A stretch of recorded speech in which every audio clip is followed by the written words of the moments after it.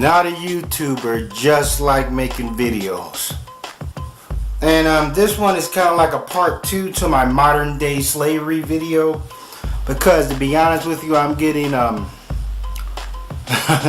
I'm detesting all these people that are running around saying that we're still slaves, we're slaves, slavery never left, and so forth. And they do this with very little elaboration because it simply sounds cool. You know what I mean? It makes you seem intelligent. And for me to say, hey, slavery never left, black people are still slaves, and I can just leave it at that and so forth. The thing is, when people create their dissertations claiming that we're still slaves or whatever, basically it arouses more questions than it is answers. So when I see it, more questions are appearing in my head and so forth, because I would like them to please elaborate on it more about, the comparisons about what our ancestors went through, and what we're going through now and how we're slaves. Hence, one element a lot of people leave out, the ones who claim that we're still slaves, is the concept of free will. Slaves don't have free will. They can't come and go as they're pleased. Now, some of these people may feel that, well, our options are limited and so forth. No. Now, I don't agree with everything Jesse Jackson says, but Jesse Jackson said this about black people. He says we are not free. I'm like, black people are free, we're just not equal and so forth. And I have to agree with that. I'm like, even though us blacks, we have the freedom to come and go, to choose our career path and so forth. Of course, a lot of blacks make, make bad decisions or grow up in horrible environments. And, they may feel that somehow we're still slaves and so forth. But this is a complete insult to our ancestors who actually went through, real chattel and so forth. And these blacks are no different than the whites. When the whites try to downplay slavery and so forth, and be like, oh, well, all the empires have slavery.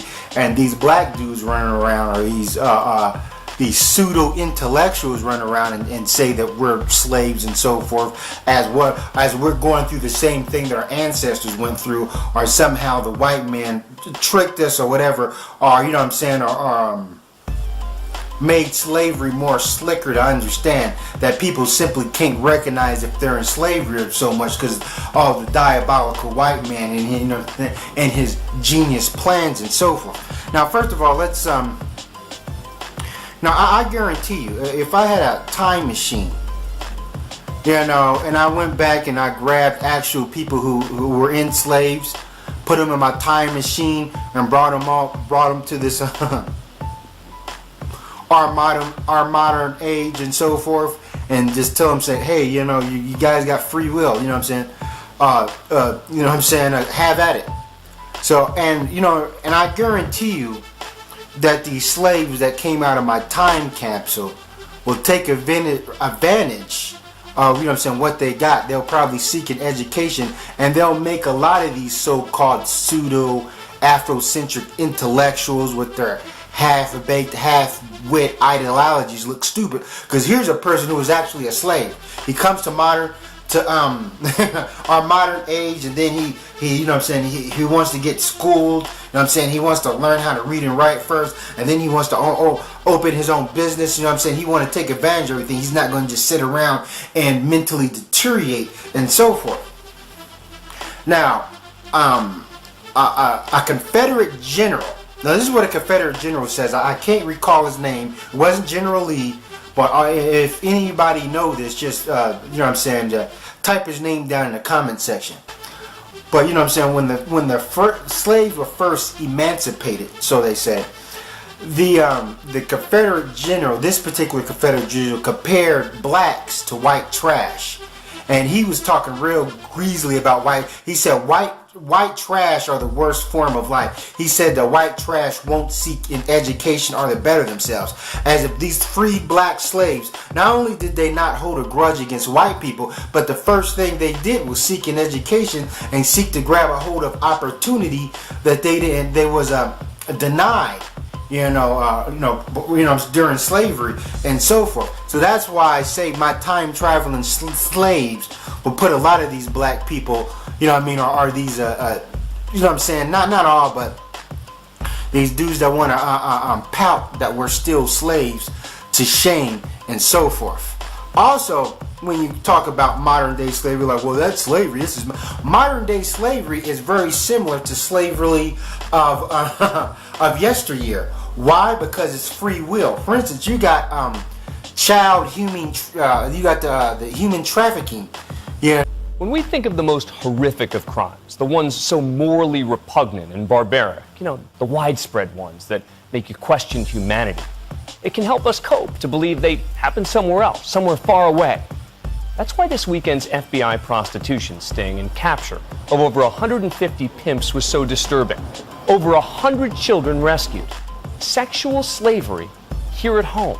Going on. You got, sex slaves. And I'm not talking about just your crackhead prostitutes walking up the street, that's being controlled by a pimp. But these females that are being transported country to country and on complete lockdown, have no control over their lives, got no free will, probably never seen the sunlight, involved in human sex trafficking. Now, I'm not comparing that to picking kind or whatever, but it goes into the free will thing. That these women and these children, that are being molested by these sex tourists or whatever, they can't come and go as they please. They have no free will. They're on complete lockdown and so forth. So hence, that's modern day slavery. I'm like, we can't compare what we go through to that, but in that thing, we can say, everything is interchangeable. Now, Sharon Fitz said something. I'm not ragging on Sharon Fitz that that I was completely appalled by. She said something about, well, she was just saying that everything is slavery. Like, this is slavery. If you have a car payment, that's slavery. Hence, if you abide by any sort of obligation, especially a financial obligation, you're a slave now.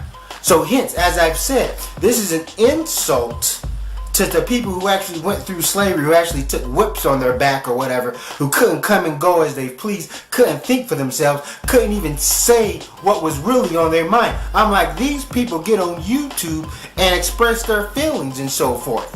And then they say we're still slaves, when hence a real slave couldn't even do that and so forth.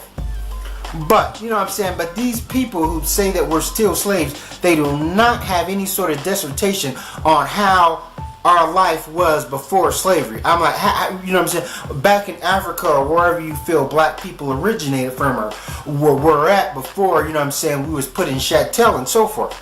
I'm like, well, what did we have monkey helpers? You know what I mean? These smart monkeys doing all the work for us while we lounged on hammocks and so forth. And also, you have to understand that a lot of these people that run around saying, hey, we're still slaves, they don't even bring in the concept of time and the concept of technology. Why were black people brought here as slaves? First of all, we had to build an empire. There was nothing here. America wanted to get on the map, so hence they had to use slaves. Hence, the Virginia Company, the first company here in America that established themselves, used slaves and so forth. Also, you have to understand that America did not have a definitive form of currency. So hence, for a upstart nation, just starting out, whatever currency they're going to use is virtually going to have no value.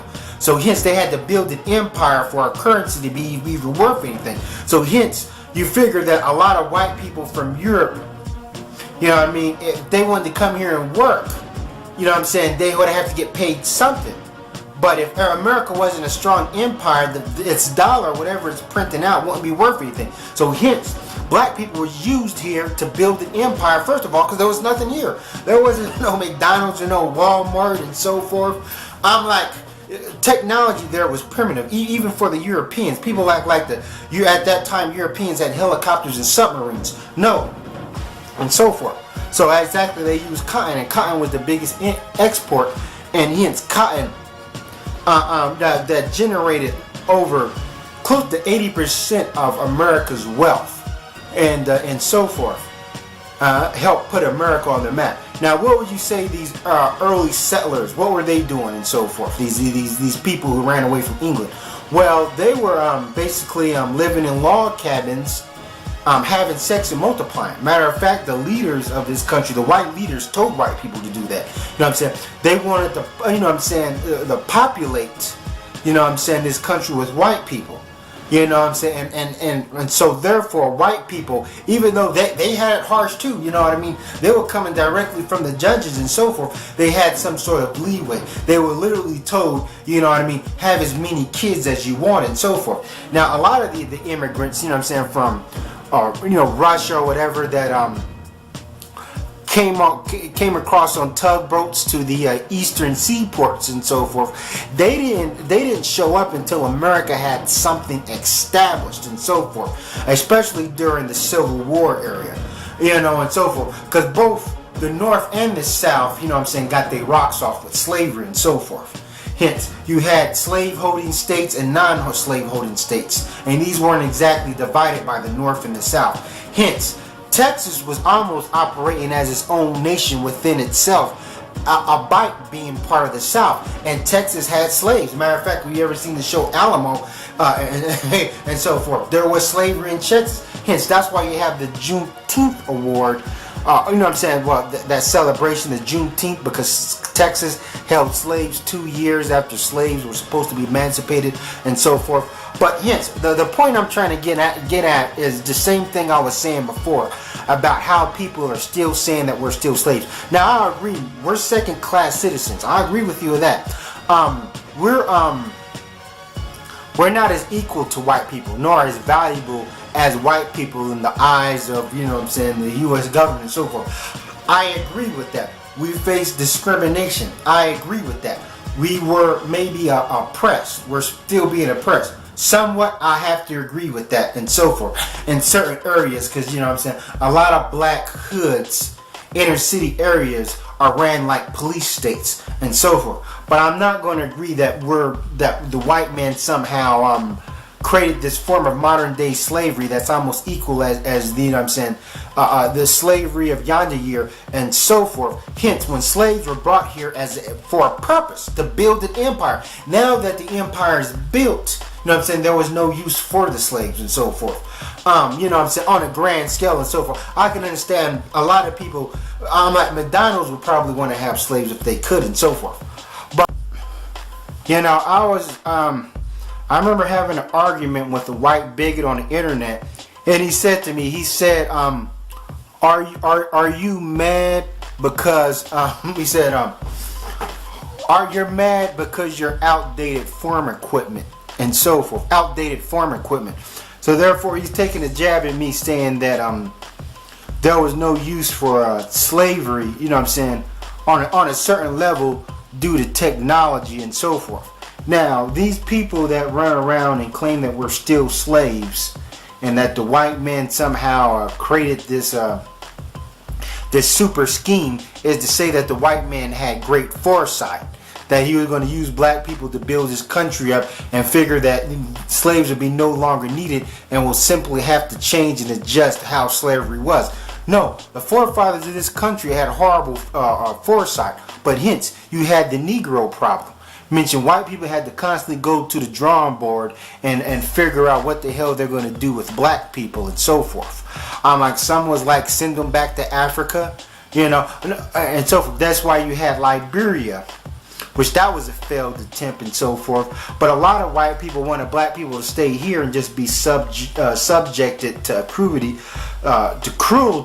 and to be cheap labor and so forth.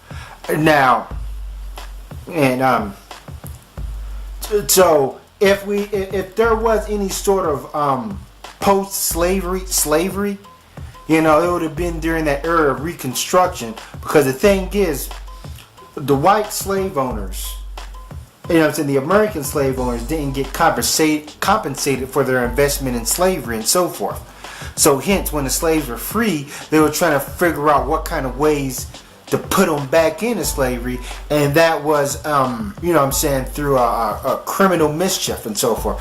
That means railroading them into the penal system and then making them work and so forth for them. I even heard stories of some blacks had to work as butlers and this and that and so forth. So hence, yeah, I could understand maybe that during the Reconstruction you could say that, hey, we're kind of still slaves and so forth, but now in 2014, no, you know what I'm saying, because when you figure out that there's actually people in this world being held against their will to do something they don't want to do, you know what I mean, to work or whatever, and then you got people sitting back eating Cheetos and playing video games and being able to, you can go whatever state you want to go to. Hence, you can even, you know what I'm saying, leave this country if you want to go, saying that you're still slaves. No, I'm not going to buy it. You can't change the definition of slavery on the fly just to make yourself seem intelligent. That means I can change the definition of what a rich person is by saying, hey, I'm rich and so forth. I'm like, no. And as I said, they're really insulting our ancestors, the same thing white people have done when they try to downplay slavery and so forth. But hence, I will tell you a story I read, you know, about this guy, this guy who was actual slave, an actual former slave and so forth. Now, once he got his freedom, I think he bought his freedom and so forth. He built himself a foundry. You know, a foundry is like a machine that molds metal and whatever. I'm like, he literally built his own little factory, brick by brick, his own metal welding foundry and so forth. Worked his ass off and then put his own kids through college and so forth. You know, this is a person who actually went through slavery, who actually picked cotton, who probably had whips on his back, was freed, and then he worked he worked himself to the bone still by building his own foundry and then using all his profits to send his kids through college. And this is pretty sad when you have blacks that don't even want to take care of their own goddamn offspring and won't do it. So, and there's many stories. There's numerous stories of former slaves building stuff up, building their families up, taking care of their families. But I'm sick and tired of these, you know what I'm saying, these half-wits. You know what I'm saying, without a pot to piss in and not caring, living off the state and the government by saying we're still slaves, but they won't elaborate. I'm like, man, if you're going to say that we're still slaves, I need a proper thesis. I need an accurate synopsis. I'm tired of this, of people getting here talking like ignoramuses, and people may thumb them up and so forth. You know what I'm saying? You have the unlearned trying to speak knowledge. This is why I reference certain material and reference certain books and what I've read and so forth. And god damn it if you don't like it, you know what I'm saying? Because you know, when it comes time to make a video, everybody want to kick this black shit, this pro-black shit and so forth. Some of these people never picked up a fucking book in their life, you know, and this and that. They don't know much about black history or much about anything. You can just easily say stuff, you know what I mean, to sound cool or whatever.